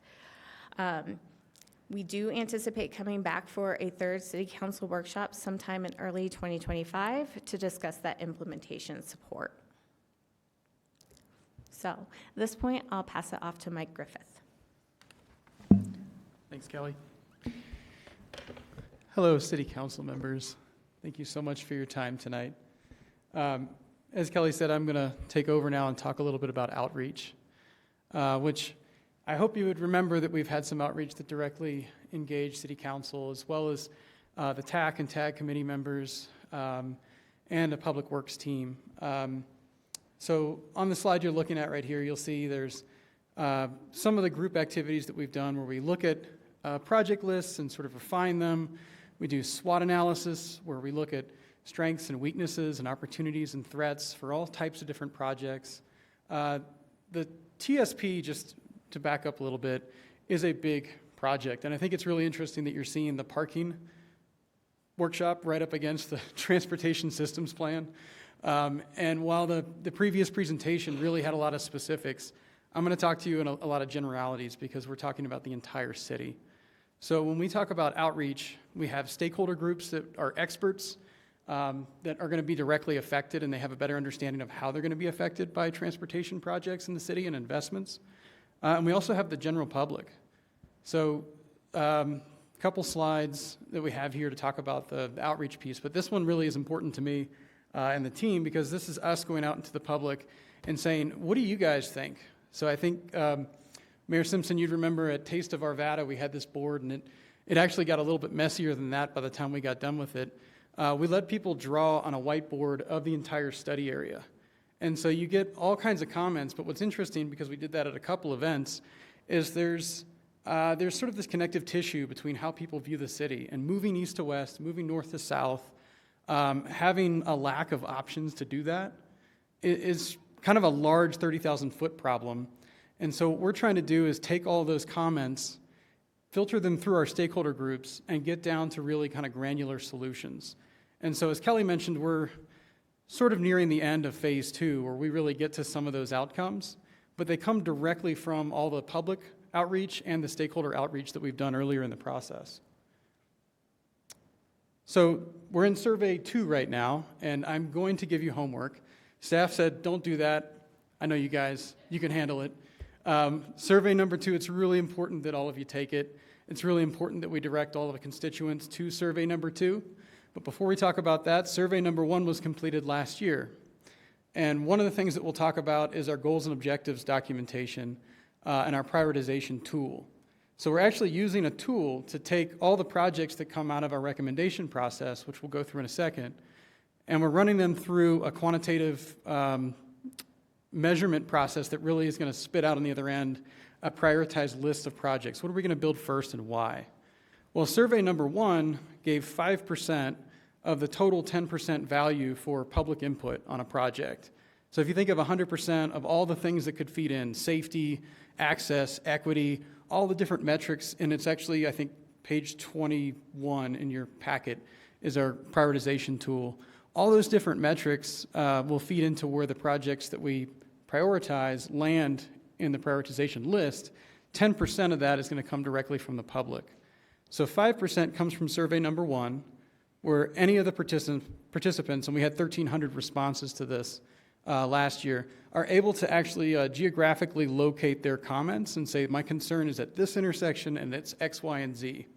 And you'll see the heat map on the slide here kind of illustrates that. So proximity to those comments is worth 5% on a prioritization scale. The other thing you'll see is off to the side, this was a recommendation earlier in the process to take all the comments, because we had about 1,400 individual words that came from the public. Sorry, not 1,400, 14,000. We had a lot of text from the public, and we put it through an AI engine that generated art based on the propensity of words that were used. And I think it's interesting, we can't draw a lot of direct conclusions from this, but you'll notice there are some words that do stick out. And I'll leave it at that because I don't want to make that too important. So survey number 2, this is what we just kicked off on Friday. I don't know if any of you were at the trick-or-treat street, but we were out there. We were right by the bank, the mural, right by 12 Volt, and we were actually handing out flyers. All these guys were there, handing out flyers for several hours, getting mobbed for candy, and having a good time. And we were handing out flyers to get people to take survey number 2 that gets a little bit more specific. Like I was saying, we want to get more granular. How do we actually address some of these bigger problems? So there's 2 sides to the second survey. One is sort of the easy and the quick, and that's, how do you prioritize these 3 major categories of movement? And we have active, so that's walking, that's biking, that's anything that's self-powered. We have vehicular, obviously that's driving your car, and then we have transit. And transit can mean a lot of different things, and bus and rail, micro, even Ubers and scooters. Which of those categories is your priority as an individual in the community? It's an important thing for us to know, because there's going to be a little bit of a cut there. The next thing that we ask them to do is within each category, we want to know what is the biggest priority for vehicular improvement. Do we need new roads, or do we need to focus on maintenance for existing roads? Or if we're talking about active, do we want new trails, or do we want on-street biking so we can commute with a bike? So that's the first piece. The second piece, and I would argue maybe the more interesting, I don't know if we're going to get as much response on it though. We're actually giving all 87 projects that we'll talk about a little bit more in a second to the public and say, hey, we've gone through a pretty intense process to filter this through all of our stakeholder groups, and we feel pretty confident about these projects, 87 of them. They fit into 3 different cost categories. Help us prioritize those projects in order of magnitude costs. Now, it is an optional part of the survey, and it says, look, if you want to go a little bit deeper, follow the rabbit hole. Otherwise, that first piece is all we need. That will conclude in November, and it will be the other 5% of that 10% total. So now let's talk about the list. So the list that the public is seeing now has been refined significantly since we first developed it a couple of months ago and vetted it with the city, vetted it with all of our stakeholder groups, and rejiggered it several times. Originally, though, we called it the unconstrained project list. And the unconstrained project list is the byproduct of a 5-step process that we'll go through. But essentially, we're trying to complete the gaps in the network that currently exist. And we don't want to get hung up on sort of jurisdictional speed bumps, the cost aspect of it. Maybe to complete a network, we only need another half a mile of road. That's really expensive, but then all of a sudden we'd have a complete network. The unconstrained list is really fixing the network as it exists today in the most efficient way possible. And then we move into prioritization, which will rank those projects and see which ones we do first or how they overlap. So step one. Step one is to review the deficiencies that we find in all of our modeling and data collection. So one of the things you might remember that Mazador discussed is we're using some sophisticated modeling software. Curtis Rowe, my traffic engineer, is in charge of the synchro aspect of it. That's where we actually go to intersections and take counts. How many actual vehicle movements, bicycle movements, other vehicle movements through an intersection. And that's for the whole city. And the city already had some of that information. We helped fill in some of the gaps. And then we get a very precise model that we can modify at a very local level. That's a granular sort of model testing. The other one is the DRCOG travel demand model, and that's a regional model. So that looks at movement all across the region, all through Arvada, and you can almost think of that as sort of pipe sizing. So if you're thinking about water and plumbing, the pipe bigger, more flow, and you can start to see where you have issues with throughput, where you have issues with capacity. So we take those tools and we couple them with other pieces of data like crash rates, crash propensity, comments from the public. We looked at a lot of data for a very long period of time. And what you get out of that is some very obvious deficiencies. And we present those to the city and kind of work through them to make sure the models make sense. So that's step one, to start to identify potential issues. Step two, this is that modal network, vision networks, and you'll see that, I think, maybe on page 10 in your packets, but essentially you're looking at green, blue, yellow, and red, and these are representative of different modes throughout the city. So if you think of each mode as having its own network for movement throughout the city, it's broken today in various places, and that is for any mode. So that's for cars, that's for bike, that's for walking. We even explored the idea of freight on here, so like where are the freight routes currently, and where are there gaps and challenges relating to freight traffic. And so what you're seeing here in this diagram is all of those that we looked at separately with the city and staff put together in one diagram to say this is what a complete network would look like if you took the initial network we have today and filled it out for each mode. And what's helpful with this is when you get to conversations about jurisdictional challenges, it's irrelevant because the mode that you're trying to complete the network for has a certain A to B. And if you determine exactly what you're trying to do to complete the network, you can then tackle whatever the jurisdictional challenge is and see if it's worth it or if a workaround might be necessary. This is just the most efficient way to fill it in. Quickly, Mr. Griffith, if I may, go back. Go ahead. So I'm looking specifically, is that the Lamar corridor in between Sheridan and Wadsworth that's highlighted there as a freight corridor? I think maybe just off of that, yeah. You're talking about right near Wadsworth where it's yellow? Yeah. So obviously 121 is Wadsworth, 95 is Sheridan. The one in between that ends at 72nd Avenue. I see this highlighted as yellow in freight. To which I guess my question is, what is the definition of a freight? Because if I recall, my memories of few years old on this point, but I recall that the trucks, the 18-wheelers, are supposed to be using Wadsworth or Sheridan. They're not actually supposed to be using Lamar. So I'm curious what the definition of freight here is. Yeah, no, I think that that's a fair question, and I can't see it from here, but I'm fairly certain that we don't have Lamar set up as a freight corridor, so Okay. maybe there's something wrong there in the print. I think Oh, it thank you. may be just the screen coloring here, because I have a little bit of a, okay, let me look at the Oh, I the see it. data Yeah, there. thank you. And, well, let me maybe say this more plainly. Any of these networks that we're completing are subject to a further evaluation to see if they actually need to be adjusted or tweaked. Perfect. I think there's a little bit of a glare on my screen, because seeing it on page 16, I don't see that that's highlighted with freight, so all Okay. good. Yeah, no, I don't think Lisa and I would like a freight moving right down Lamar. Fair enough. Exactly.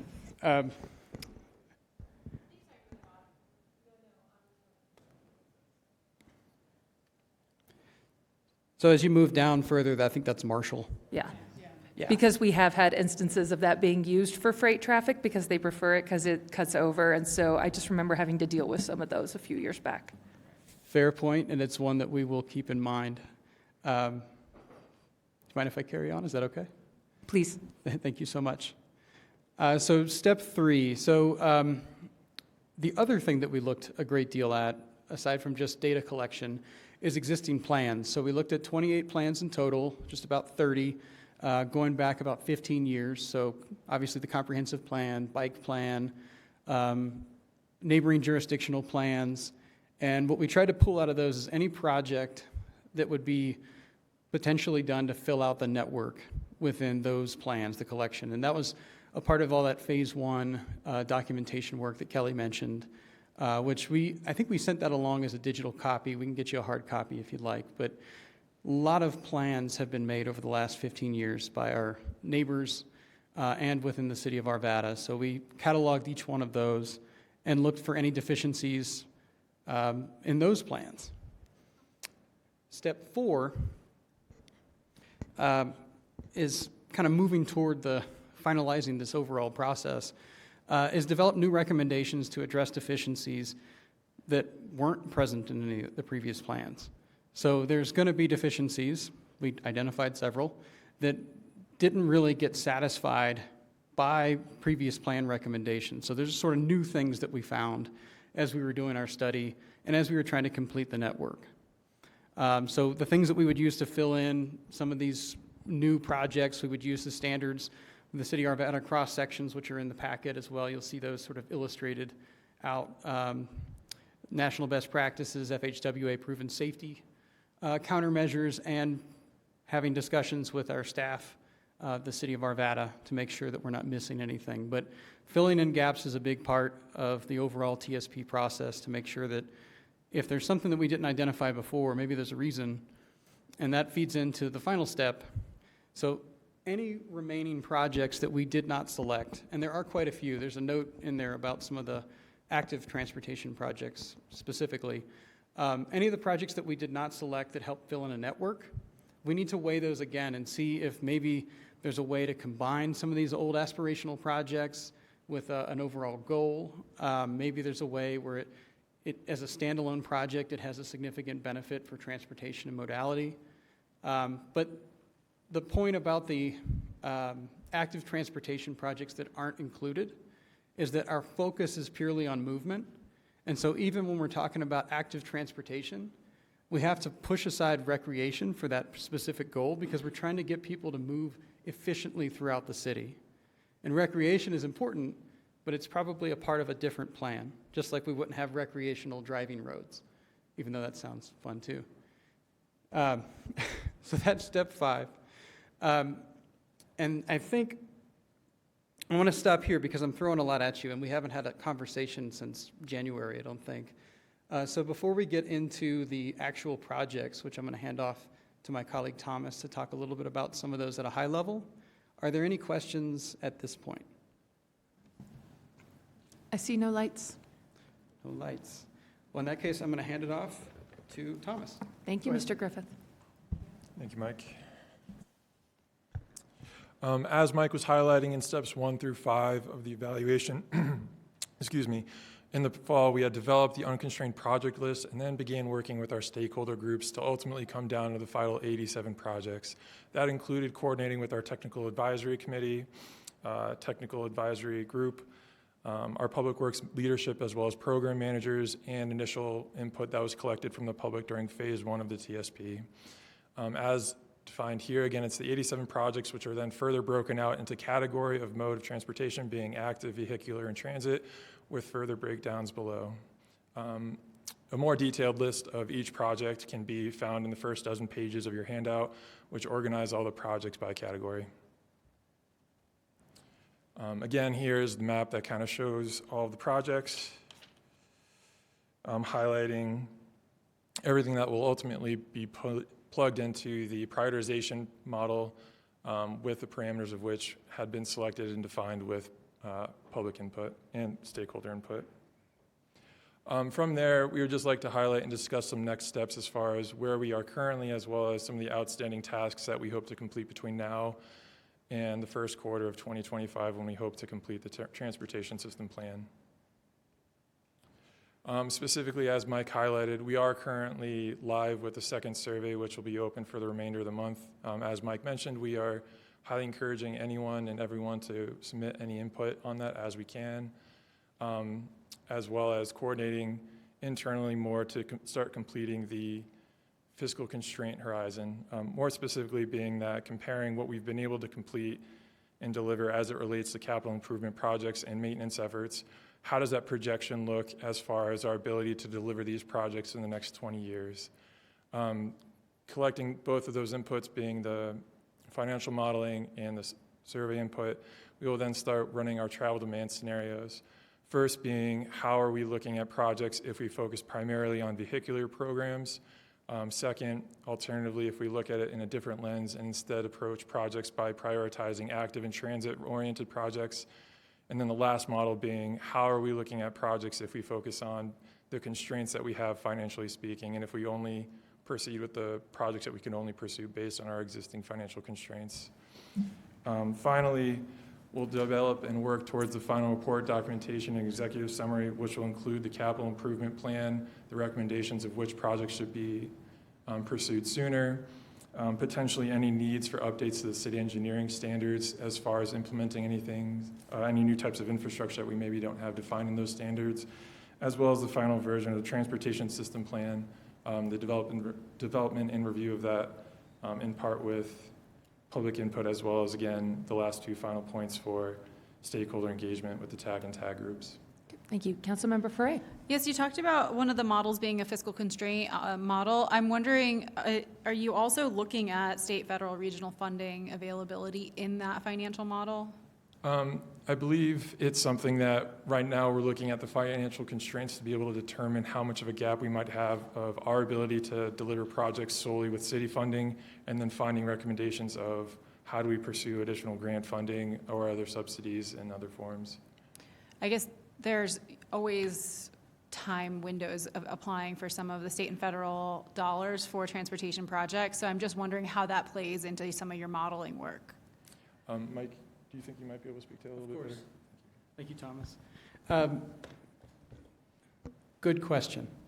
So we're taking this in phases and steps, but the timing for applications and grant funding and whatnot, absolutely something we've talked about internally. One of the things we've been focused on is making sure that we understand what that fiscal shortfall is. So when we take CIP spending for things like infrastructure for an average year, and we project that out 20 years, and we start to see, okay, what might we have to work with? And then I'll tell you just as a preliminary number, and we are still very much working through some of our base costs, we're looking at like $1.3 billion over a 20-year period to hit all of these 87 projects. That's a lot more than we're probably going to spend. So we are going to have to do a significant amount of grant writing and applications to try and get other subsidized funding for this infrastructure work. So the second piece, after we figure out what our shortfall is to take all the projects that don't fit within our top list of things the city can actually afford to do, And that's through that prioritized list, right? Right. Whatever's below that line, we're going to start to figure out where those projects fit relative to existing grant programs. Okay, So there's like a little bit of Got an it. analysis that goes along with that. cool, thanks. Sure. I guess we can be a team.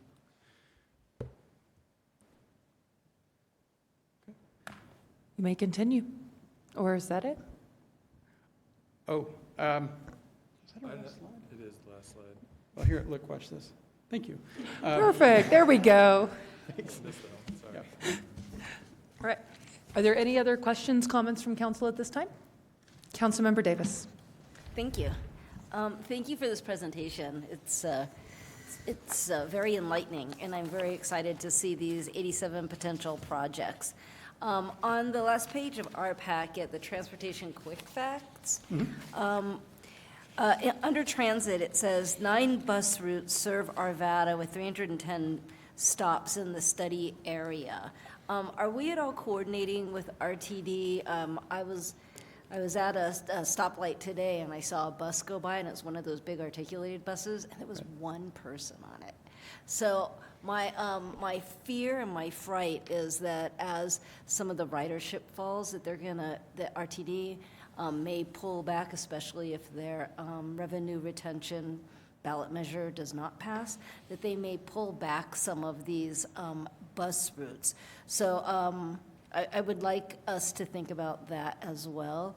And then at the most recent Jeff Tag meeting, the RTD did say that they are maybe thinking of cutting back on their microtransit program, where you can call and get a ride, and that was concerning to me. So I'm hoping that if we can get one of these microtransit services going in Arvada, that would be fantastic, because now it's looking like RTD did not expect it to cost, that program to cost as much as it actually does. So I'm excited to see that we are considering microtransit. But thank you for this. This was very educational. Yeah, I'll just, if you don't mind, I'll respond briefly. So one of the things we've heard a lot from our expertise, our stakeholder groups on this, and we do have RTD members on our technical advisory group that have shared a lot of the same things that you just mentioned, maybe even to greater detail.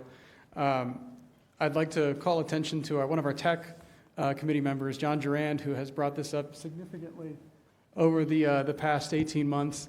RTD has not the same plans in mind that we're illustrating here today, at least in the near term. And we've had conversations about this in the past, where what we're trying to do with what's being proposed here and the modal network completion is outside of what RTD plans to do. It would just be what it looks like to complete the network and achieve the transportation goals of the city, in line with our old comprehensive plan and other foundational documents. Now, whenever we start to have that prioritization discussion, where feasibility is a pretty significant score on our evaluation criteria, cost is another one, and if RTD is not signed on to be a partner, then that means there's a capital cost associated with Arvada paying for those buses and those routes and the service. We have put together unit costs for what that might look like, and we factored that into that bigger number that I mentioned earlier, and it all filters down into that prioritization list. So projects that we think make a lot of sense might have some of those big hurdles that we have to address. And since we can justify them, knowing that they would complete the network and help us get into communities that don't have vehicles or don't have a lot of access to transportation options, we can have a more robust conversation because we've done the work to justify that conclusion. And then maybe we can start trying to find a better way to partner with RTD. Sure. Councilmember Pfeiffer. And if they don't do the buses, we should say we do not pay RTD taxes anymore. So, I mean, I've been saying that for a while now, but when you get down to, I'm surprised there's 9 bus routes in Arvada. I thought there might have been 3. But if there's 9. There was a lot of discussion about that, but yes. But it's only servicing half of our city. And being the 5th largest metropolitan city, have an issue with it. And I would just say we would need to figure out how we deal with the taxes and not pay to RTD anymore, especially if they're going to be that way. Because I don't want to invest, in our infrastructure if it's not going to be used. I could tell you how many bus stops we've created, and they stopped the buses. So, in this conversation, I would put the buses completely at the bottom until RTD stands up, or we do our own last mile, middle mile kind of connection, however you want to call that. But that all aside, I'll get off the podium on that one. Excellent job, Mike. Seriously, you and your team, great job putting this together.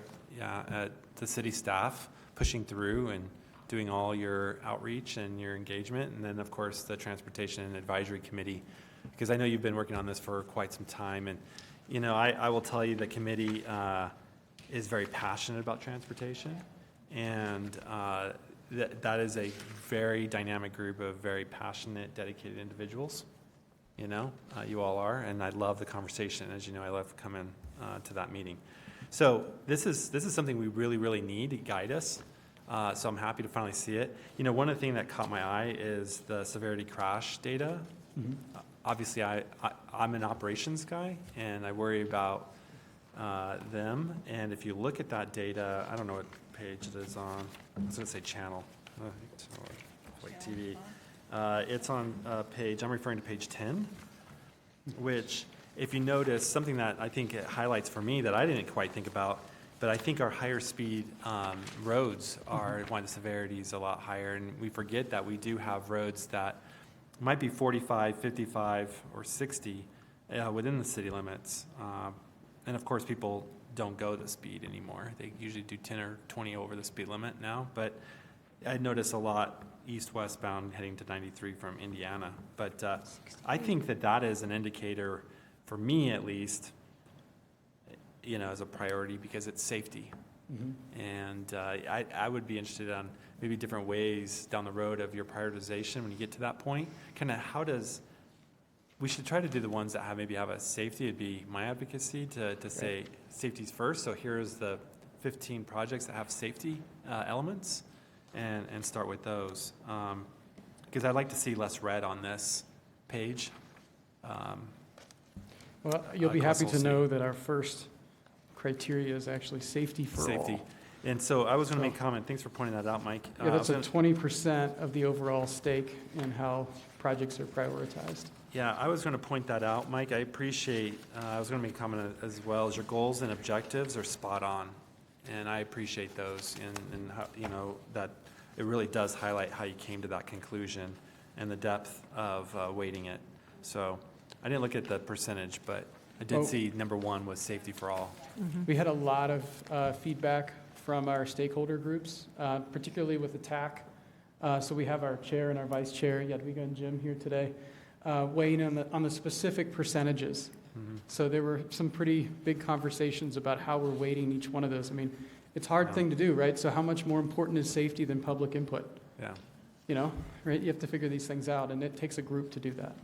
Yeah, and safety is a hard one, because there could be obviously a cost associated to it, and then of course you don't want to put anyone's life with a dollar amount. Yeah, and I'm happy to say we also, as a part of our technical advisory group, had Officer Sheehan from Arvada Police Department there, and he would vet a lot of these kind of corridors where we have high and severe crashes relative to where they have ticketing, right? So people are getting tickets because they're going too fast, and those have a rough correlation to where we're actually seeing crashes that are of higher severity. So it all kind of layers in. It's like an onion. Yeah, no, it's a complex thing, but it's the next big, I've been using the word a lot, but the next CIP of list of issues that we need to be focusing on. And I don't think I could remember in all the years I've been here actually seeing finally a good list. I mean, we've seen some CIP lists, but they're kind of everything. But this is very specific to transportation systems, so it's nice to finally get a list to work off. So again, great job to everyone involved. Thank you. Thank you. I'll second those comments, and the only thing I will ask is perhaps the team can send us a link for the survey, as well as maybe a QR code. We can post them on our social media channels and have the city do so as well. And then for the video on YouTube, perhaps we can post the link in the comments so that anyone watching can go complete the survey. Awesome. Thank you very much. Appreciate it, Mr. Griffith, and everyone. Thank you. All right. All right, that concludes our workshops for this evening, and I will turn it over to Ms. Haley for any updates. Thank you, Your Honor. No updates from me. Ms. Morris? Nothing from me, Your Honor. All right, then we stand adjourned.